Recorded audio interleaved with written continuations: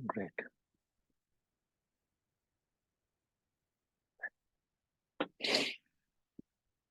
Okay, so the book of Obadiah, जो Obadiah की किताब है, it's about a married couple, or it's not actually about the married couple, but their two children. So there is a couple, husband and wife, and they marry, and after uh, after some time they give birth.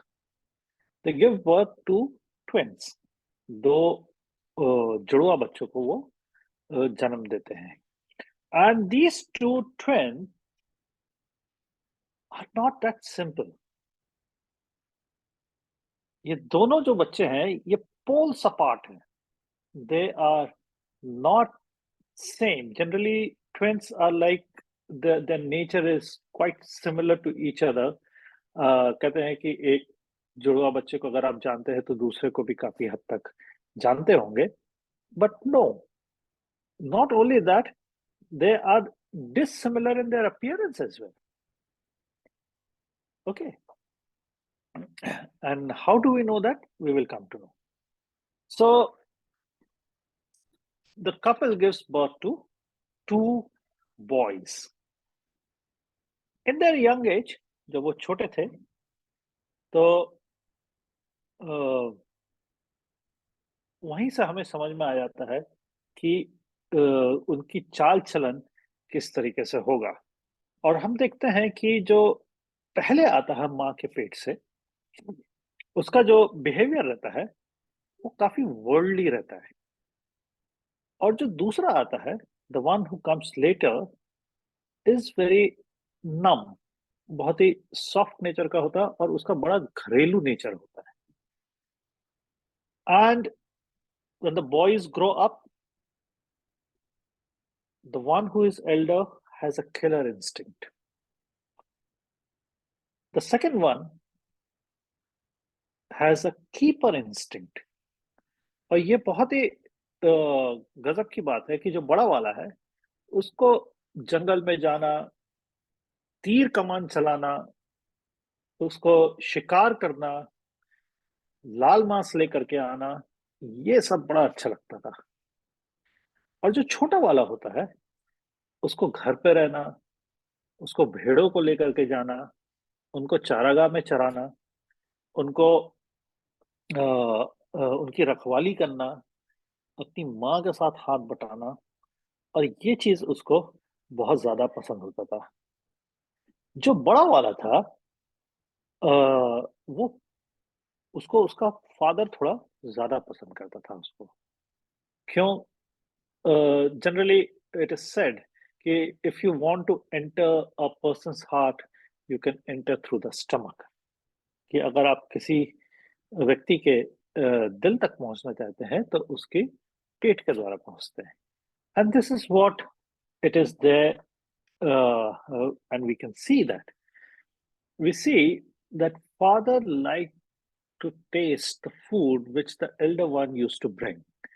He would like to taste the deer meat. He would like to taste the wild meat. और ये जो ऐसा mutton होता है ये थोड़ा सा अलग स्वाद भी देता है. मेरे को बहुत अच्छे से याद है कि when I was young, and so my aunts used to stay in Bareilly. और बरेली में एक सेंटर है, it's known as IVRI, Indian veterinary research institute. तो वहां पे लोग काफी पक्षियों पे और जानवरों पे एक्सपेरिमेंट करते थे और वहां से बटेर लाते थे. तो वो बटेर क्या होता था, जब उनका काम हो जाता था तो वो उनको सेल करते थे. And people used to go and buy it, and even once we also bought it. So when we had that quail, I mean, we ate those quails, it was something very different. The meat tasted better than the chicken. And even if you know, many of us must have eaten the broiler hen and the other hen, or जो अपना देसी मुर्गी होती है, the one which is running around. they taste different, they taste better, and people like to eat. So this is where also the father was fond of eating, and uh, he likes to have that food which the elder son was bringing to him. Whereas the second one was more towards the mother. He used to help the mother keeping in maintaining the house and in maintaining the the stock and all the livestock and each and everything. जो बड़ा लड़का था उसको दुनिया से ज्यादा प्रेम था, उसको दुनियावी चीजों से ज्यादा प्रेम था, और उसमें जो आस्था, जो स्पिरिचुअलिटी थी, it was way lower. And we see that later on he marries a Canaanite woman.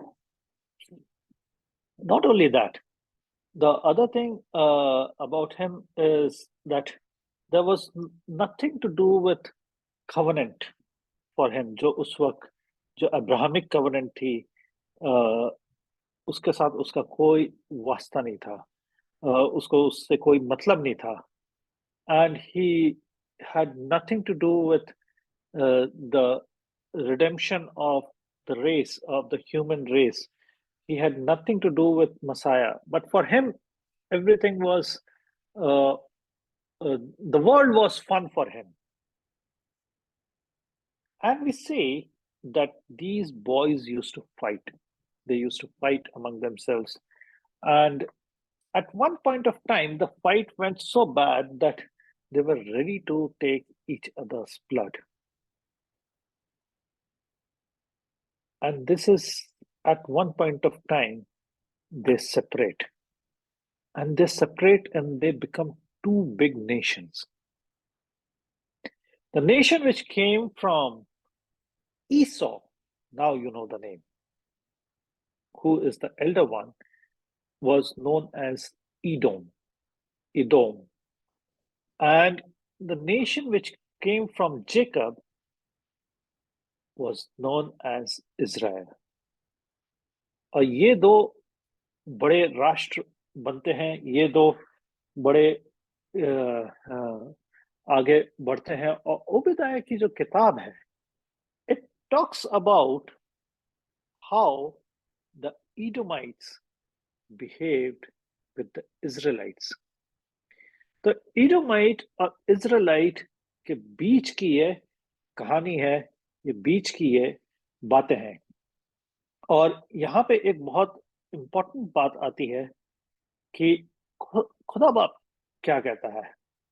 और अगर हम मीका की किताब निकाले, सॉरी मलाकी की किताब निकाले, उसका पहला और दूसरा वर्ष मैं आपको पढ़ के सुना देता हूं.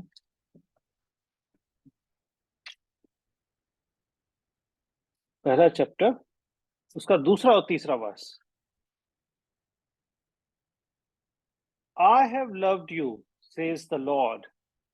Yet you say, in what way have you loved us? Was not Esau Jacob's brother, says the Lord? Yet Jacob I have loved, but Esau I have hated, and laid waste his mountain and his heritage for the jackals of the wilderness. So even खुदा बाप भी उसको पसंद नहीं करता था. Even the परमेश्वर, यहोवा परमेश्वर भी ईसौ की संतानों को पसंद नहीं किया.